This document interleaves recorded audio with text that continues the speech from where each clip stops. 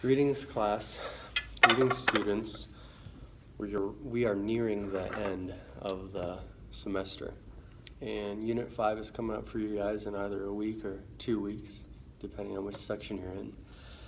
And Unit 5 is going to cover that last pinch of the peripheral nervous system, the autonomic nervous system, digestive, urinary, and reproductive system. And I want to today make a video about the urinary system. I want to use these models that I'm going to use during the lab exam to talk about these different structures and point them out on these models and say a couple of important things about them. And I'm going to point the camera at this dry erase board, and I'm going to recreate the activity that we just did with Tuesday-Thursday group, where I draw a diagram or a schematic, kind of a crude drawing of a nephron, but one that shows all the named parts in order that I want you guys to be able to do yourselves. We'll talk also about the blood supply to the kidney. The blood supply to the kidney is, a little complicated. It's got a lot of named branches, and the arrangement of it is important. And the destination of that arterial blood is in particular very important, especially in the renal corpuscle, where the arterioles of the glomerulus are surrounded by and invested by the cells of Bowman's capsule. That's the site of filtration of the blood in the kidneys. That's what you could call the business end of the kidneys, or where the magic happens. And that in particular is really an important thing to understand.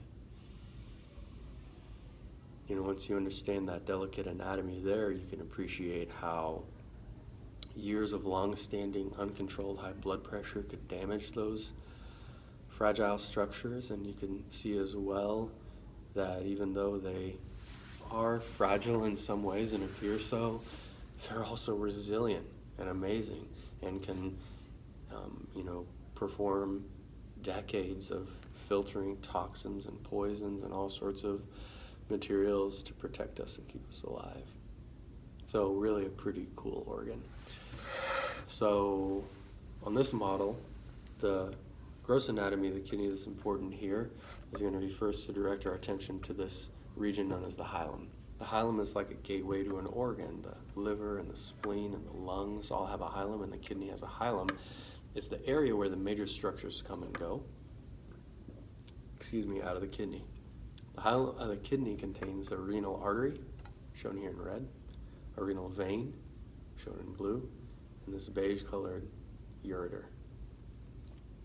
The renal artery is a branch off the aorta, straight off the aorta, and carries oxygenated blood into the kidney and ultimately into the renal corpuscle, where it's filtered. Some of that blood is pushed out of those glomerular arterioles and enters the nephron, and some stays in the blood vessel and leaves the glomerulus through the efferent arteriole and enters the peritubular capillaries, which ultimately form the larger and larger and larger veins that dump into this renal vein, which empties into the inferior vena cava. At the other end of the nephron, from the renal corpuscle, the distal end of the nephron, where that hollow tube transporting urine empties into the collecting ducts, which empty into the minor and major calyces, and ultimately the renal pelvis, which narrows down into a ureter, one from each kidney, one on each side. The ureters continue down in the retroperitoneum to dump into the urinary bladder.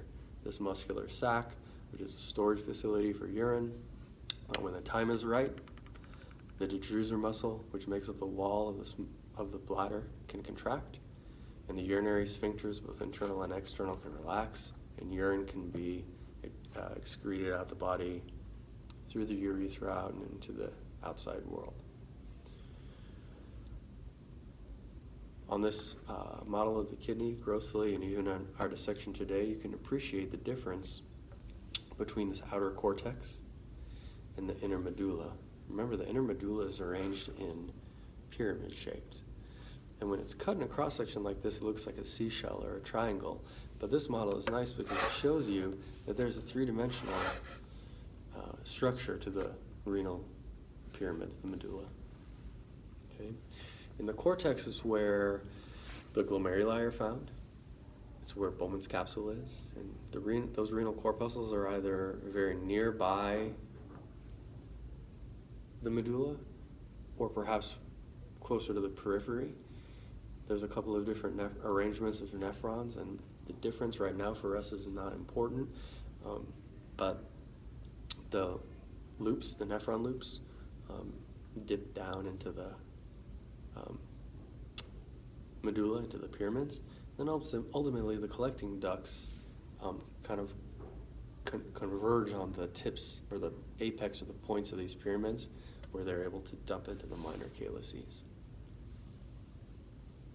There are portions of cortex that extend between the renal pyramids.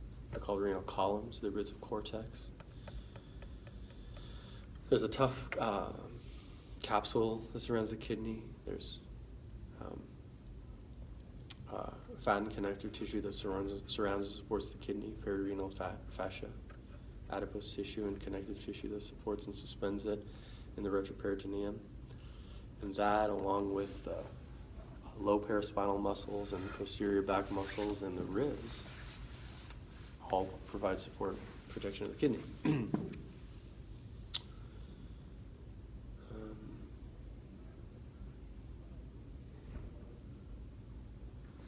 If we set this aside and start to take a closer and closer look at these structures, first we're going to see a look like this one, which is a little bit more magnified than the other, and I really want to draw your attention to these red balls. These red balls represent renal corpuscles or glomeruli. Okay? These red balls or glomeruli are tangles or globs or network of arterioles. This is not a capillary bed that has some arteries blending into veins.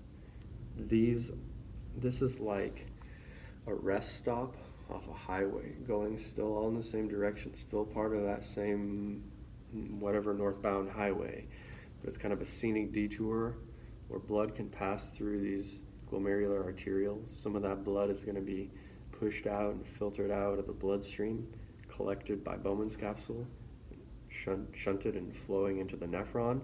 Some of that blood is going to continue on out of the glomerulus, out the efferent arteriole, and into the peritubular capillaries, which ultimately become veins, ultimately drain into the renal vein and dump it in the IVC. I don't want you to think of glomerulus as a capillary bed. It is not a capillary bed. But it shows you on here that these interlobular arteries become afferent arterioles, which lead to these glomeruli. And if we zoom in a little bit on this magnification of the model, you see here some of these red balls that represent these glomeruli. And then even here, these red balls represent Bowman's capsule surrounding a glomerulus.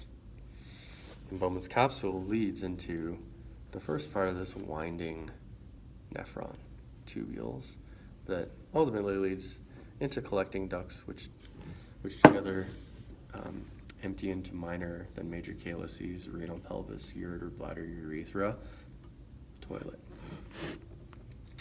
This light green portion that immediately follows Bowman's capsule is called a proximal convoluted tubule. Convoluted means winding or twisting or twisted, and the proximal convoluted tubule is the beginning of the proximal part of the nephron. Whenever you've got a tube where stuff flows in one direction, you can name a proximal part of that tube and a distal part of that tube, and this is the proximal part of it. And urine is flowing in this direction through the proximal convoluted tubule into the nephron loop. The nephron loop, which used to be called the loop of Henle, and until today it was called the loop of Henle by me, I'm not calling it the loop of Henle anymore, because I want to use anatomic terms that are descriptive and useful and not named after some Dr. Henle or whoever has gotten all the credit he needs. We're going to call it the nephron loop now. You can call it whatever you want. I'll give you, and I know. But for me, I'm calling it the nephron loop. And the nephron loop has a descending limb in light green and an ascending limb now in brown or orange. This ascending limb leads into this distal convoluted tubule, which dumps into the collecting ducts. So that's the parts of the nephron in order. This is a really magnified view of one of these renal corpuscles. And remember, a renal corpuscle is a glomerulus plus a Bowman's capsule. And we see an afferent arteriole bringing blood into this network. And then there's an efferent arteriole that leaves. This half of the diagram, or the model, shows the afferent arterioles just as they are the blood vessels. I might have to leave. I might have to go to a different room, sorry.